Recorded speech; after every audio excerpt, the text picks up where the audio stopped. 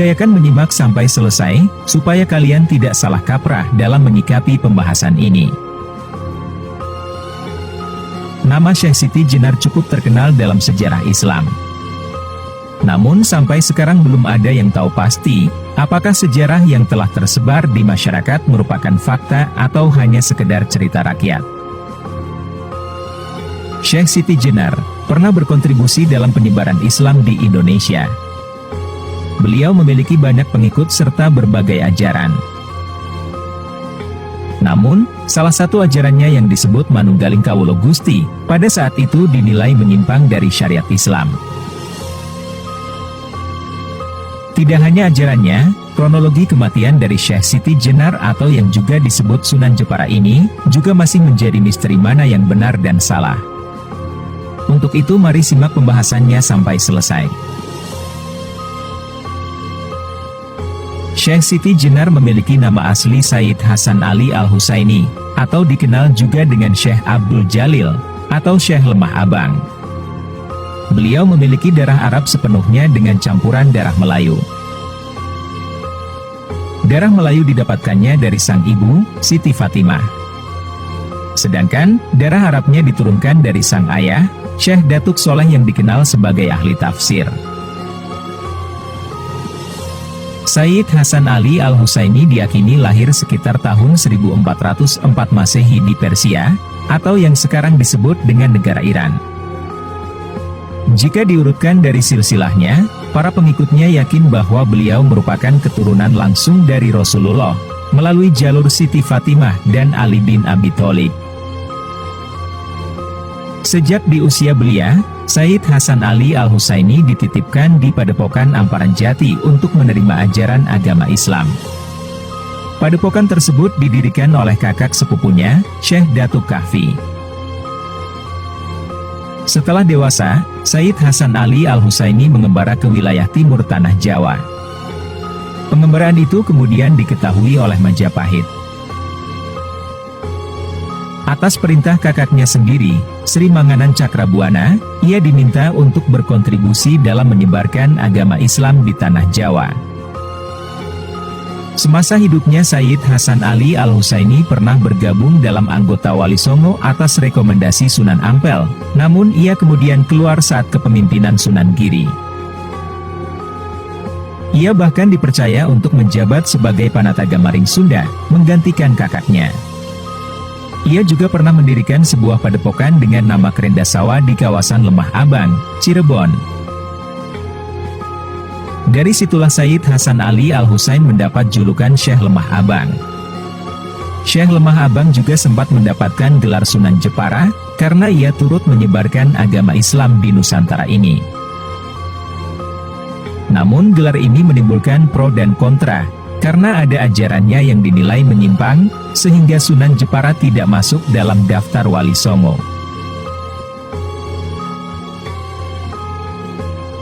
Belum bisa dipastikan, apakah kontroversi yang senter mengenai Syekh Lemah Abang yang telah turun-temurun menjadi cerita rakyat ini, memang benar adanya atau hanya sebuah isu masa lalu belaka. Ajaran Syekh Siti Jenar yang menjadi kontroversi adalah Manunggaling Kawula Gusti. Saat konsep ajaran tersebut terdengar oleh para wali, dan dianggap sebagai konsep yang menyimpang dari ajaran Islam. Sehingga digelarlah pertemuan para wali, dan sejumlah tokoh penting di Istana Argapura, Giri atau yang sekarang disebut dengan Gresik.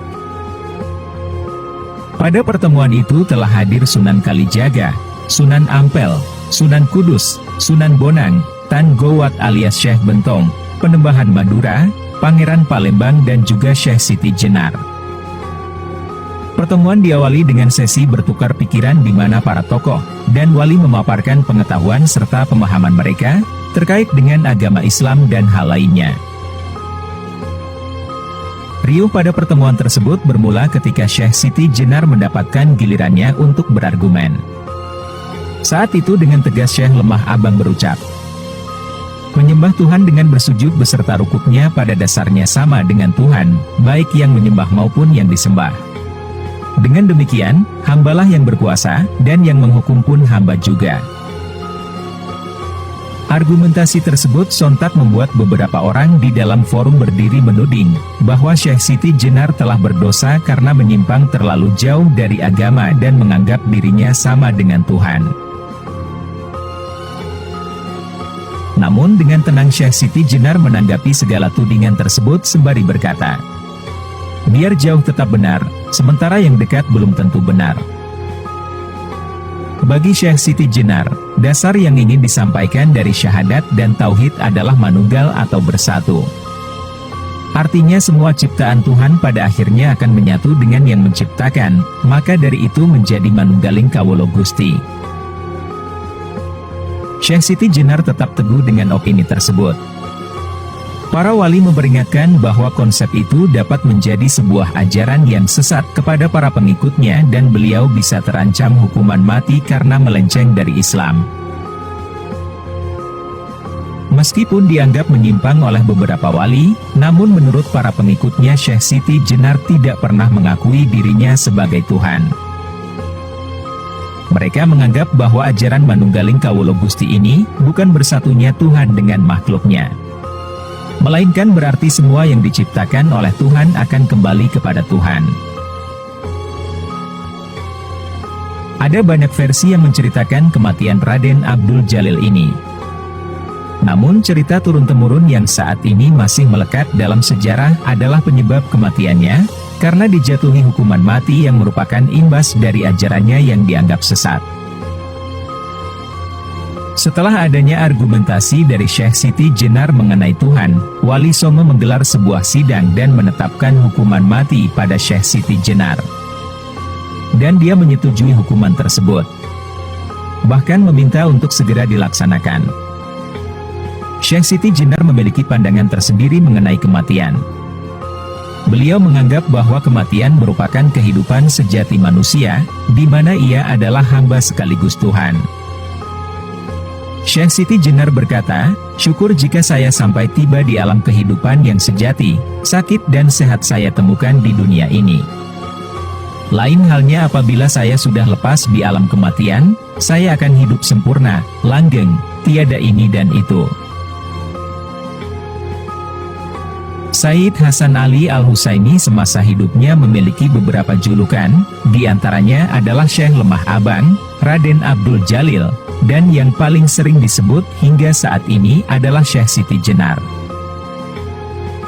Ia juga sempat mendapat gelar Sunan karena telah ikut menyebarkan ajaran Islam di Nusantara, yaitu Sunan Jepara. Sayyid Hasan Ali Al-Husaini diyakini masih merupakan keturunan langsung dari Rasulullah, yang semenjak kecil telah diajarkan untuk mendalami ilmu-ilmu agama. Ia juga mendalami ilmu tasawuf dan makrifat. Hingga ia menyerukan ajaran manunggaling kawula Gusti, yang disebut-sebut melenceng dari syariat Islam, karena menyamakan diri sendiri dengan Tuhan. Ajaran ini dianggap sesat dan menyebabkan dia harus menerima hukuman mati akibat pemikiran tersebut. Inilah 6 ilmu Syekh Siti Jenar yang penuh kekuatan ajian sakti. Kesaktian Syekh Siti Jenar sudah sangat terkenal di kalangan masyarakat Jawa. Syekh Siti Jenar dipercaya mempunyai karomah yang luar biasa. Untuk mendapatkan ilmu Syekh Siti Jenar tersebut, tentunya ada juga amalan yang harus dilakukan. Berikut 6 kesaktian Syekh Siti Jenar. 1. Sepi angin. Ilmu kanuragan ini mampu membuat tubuh orang yang mengamalkannya menjadi ringan seperti angin. Konon dengan ajian sepi angin ini, Syekh Siti Jenar dapat pergi salat ke masjid-masjid yang dia kehendaki, bahkan hingga ke Masjidil Haram di Mekah. 2. Ajian Bolo Sewu. Walau seorang diri, namun dengan ajian Bolo Sewu seseorang bisa menjadi terlihat banyak. Dengan Bolo Sewu sendiri, seseorang akan ditemani 1000 jin yang mampu menjaganya dari segala mara bahaya yang menghadang. 3. Rogo Sukmo. Rogo Sukmo dalam bahasa Jawa berarti mengambil jiwa. Ajian ini mampu mengeluarkan ruh dari raga dan kembali lagi pada saat yang diinginkan. 4. Ilmu Rajekwesi. Ilmu kebal ini bernama Rajekwesi. Para pengikut Syekh Siti Jenar tidak akan mempan oleh senjata maupun pukulan benda keras lainnya. 5. Grojok Sewu. Ajian Grojok Sewu merupakan yang paling dikenal para jawara. Siapapun yang menimba ilmu ini, maka akan mampu merubah wujudnya seperti yang diinginkannya. 6. Ilmu Sirep. Ilmu sirep tergolong sangat ampuh dan sering digunakan saat menghadapi banyak musuh.